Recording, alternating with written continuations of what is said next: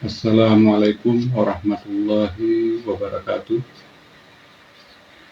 Teman-teman, traveling motivasi. Kali ini setiap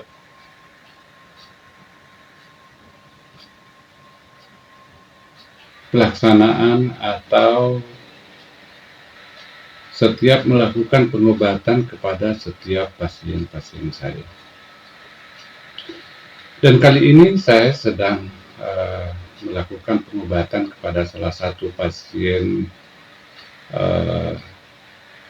stroke. Namun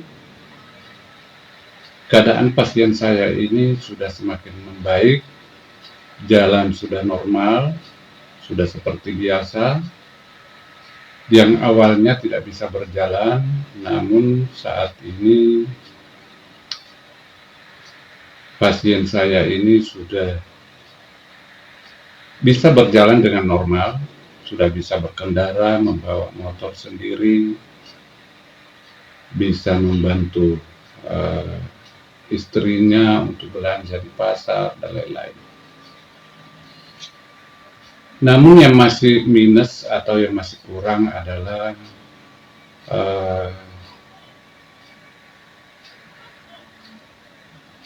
adalah kesulitan untuk berbicara.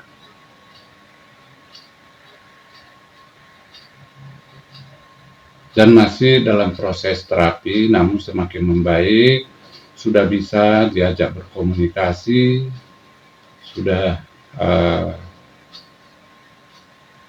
bisa ngomong, bisa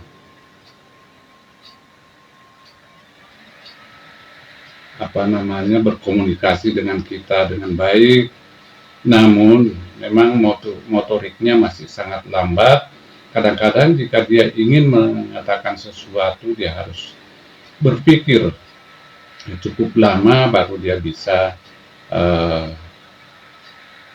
mengeluarkan apa yang menjadi keinginan untuk diomong. Seperti itu teman-teman sekalian. Namun keberhasilan dari setiap pengobatan yang kita lakukan adalah sangat tergantung bagaimana semangat si pasien itu sendiri dan juga keluarganya untuk mendukung keluarganya yang sakit untuk tetap ikhtiar, tetap semangat untuk berobat dan juga semangat untuk sembuh. Karena menurut pengalaman saya, setiap pasien atau setiap orang sakit, jika semangatnya untuk sembuh itu sudah tidak ada, maka sangat sulit untuk sembuh. Untuk itu kita selalu mensupport pasien-pasien yang datang, ataupun saya selalu menyarankan kepada keluarganya bagaimana mensupport keluarganya yang sedang sakit agar senantiasa tetap semangat untuk sembuh, karena itu merupakan obat yang sangat luar biasa bagi si pasien itu sendiri. Untuk itu teman-teman sekalian, jika Anda di rumah kebetulan punya keluarga yang sedang sakit apa saja, tolong supaya tetap selalu didampingi, diberi semangat, disupport untuk tetap semangat untuk sembuh. Karena tanpa Anda yang sehat mensupport bagi yang sakit, maka yang sakit tidak akan pernah sembuh. Banyak ikhtiar yang bisa kita lakukan, umpama melalui pengobatan medis, pengobatan yang Anda yakini bahwa pengobatan tersebut bisa untuk menyembuhkan atau melakukan pengobatan untuk penyembuhan penyakit daripada keluarga Anda. Teman-teman sekalian, memang banyak hal yang bisa menunjang kesembuhan dari setiap penyakit yang dialami oleh setiap penderita. Yang dapat menunjang kesembuhan mereka antara lain adalah pola makan. Pola makan yang baik, dan memang banyak makanan yang seharusnya harus memang di, ditinggalkan sementara selama masih sakit. Karena banyak makanan sesungguhnya merupakan kesenangan daripada pasien itu sendiri. Namun makanan tersebut juga merupakan makanan daripada penyakit yang mereka derita. Untuk itu, mau atau tidak, Anda atau keluarga pasien yang sedang sakit harus mencari tahu jika penyakit ini apa yang tidak boleh dikonsumsi untuk si penderita. Saya contohkan saja kepada pasien saya yang sedang stroke ini. Jadi ada beberapa macam makanan yang saya tidak bolehkan untuk dikonsumsi oleh penderita stroke. Yang pertama adalah daging merah. Jenis apa saja saya tidak perbolehkan, atau daging yang berkaki 4. Kemudian jika itu unggas, terutama berupa ayam, saya hanya menganjurkan untuk mengkonsumsi dadanya saja. Kemudian kalau untuk ikan, semua ikan yang diternak, saya tidak membolehkannya untuk mengkonsumsi selama dia masih sakit. Kemudian ikan apa yang dianjurkan? Yang dianjurkan adalah ikan yang hidupnya di kedalaman, atau ikan yang agak besar. Karena ikan yang agak besar ini sangat rendah kolesterol, tapi dia mengandung omega 3 yang sangat bermanfaat bagi kesembuhan penyakit dari pasien itu sendiri. Untuk itu, ikan-ikan yang di permukaan atau ikan kecil, saya juga tidak menganjurkan untuk dikonsumsi oleh pasien yang sedang menderita stroke. Kemudian, yang berupa sayuran. Kalau yang berupa sayuran, antara lain seperti bayam,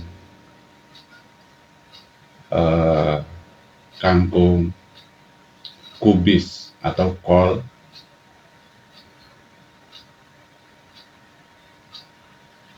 atau semua sayur yang mengandung zat besi tinggi, itu saya tidak benarkan untuk dikonsumsi oleh penderita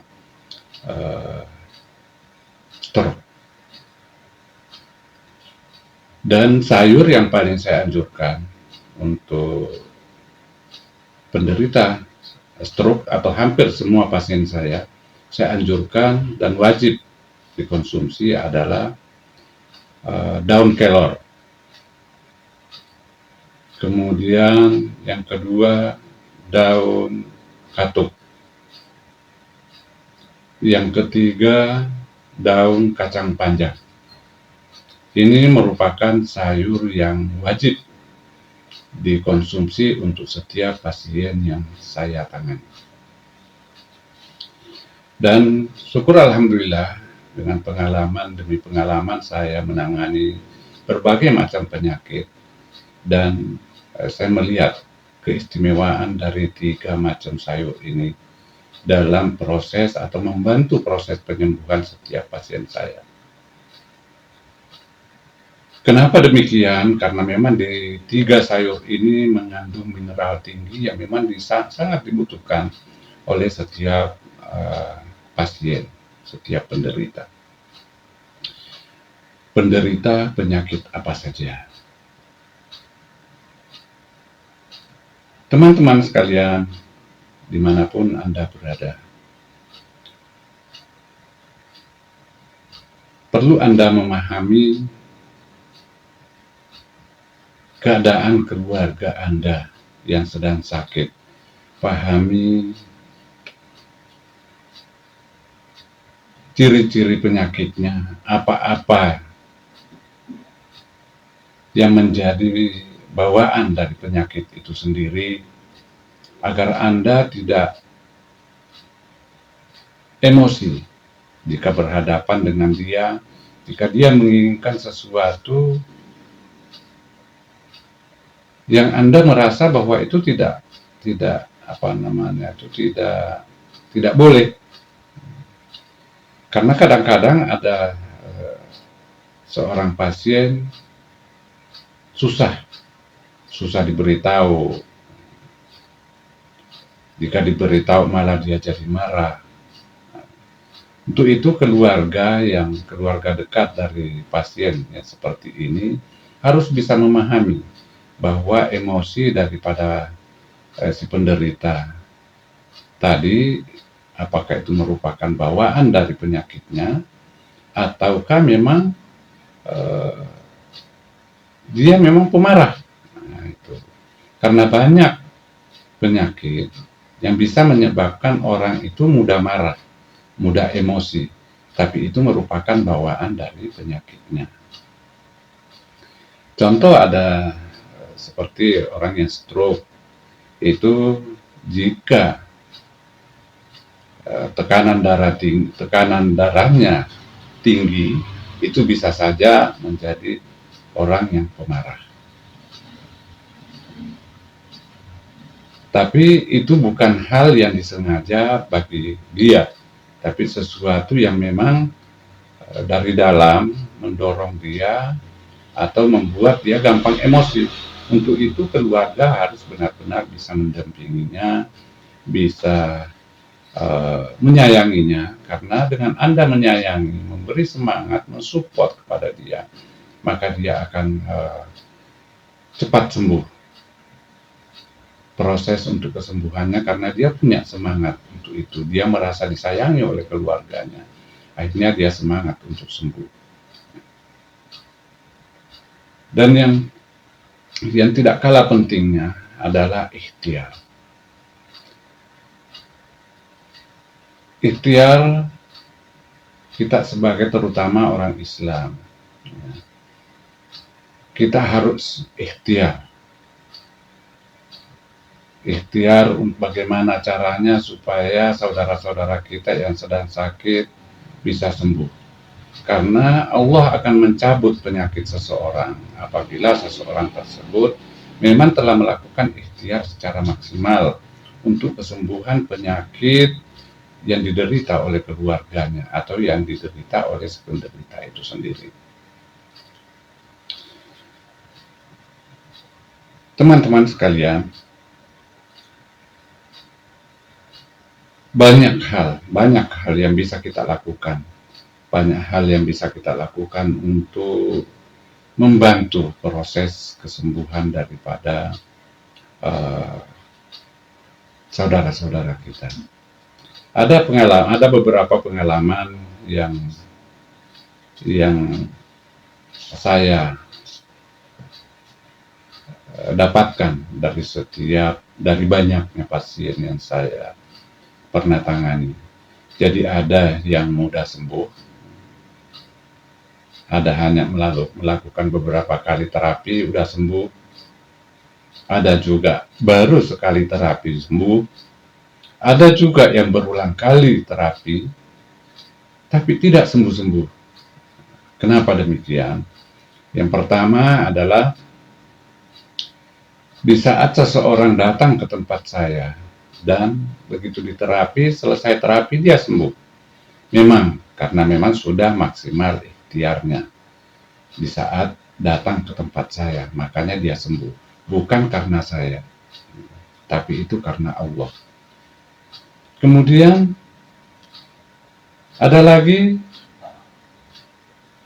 terus terapi, sembuh, kumat lagi, sembuh, kumat lagi, sembuh, kumat lagi. Karena memang orang yang seperti ini biasanya berprinsip begini, kalau sakit lagi ya berobat lagi. Kalau sakit lagi, berobat lagi. Orang-orang seperti ini biasanya tidak mau mengatur pola makannya, karena merasa bahwa kenapa kok makanan yang enak-enak kok nggak boleh. Orang-orang yang seperti ini sulit sekali untuk sembuh, karena dia tidak bisa menahan tenggorokan dan perutnya. Padahal sumber dari penyakit itu sendiri adalah perut,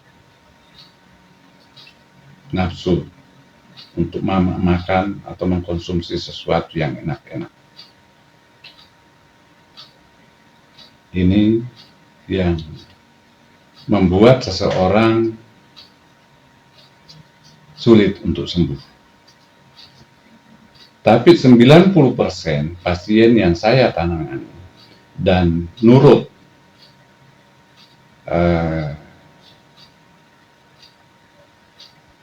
apa yang saya sampaikan kepadanya,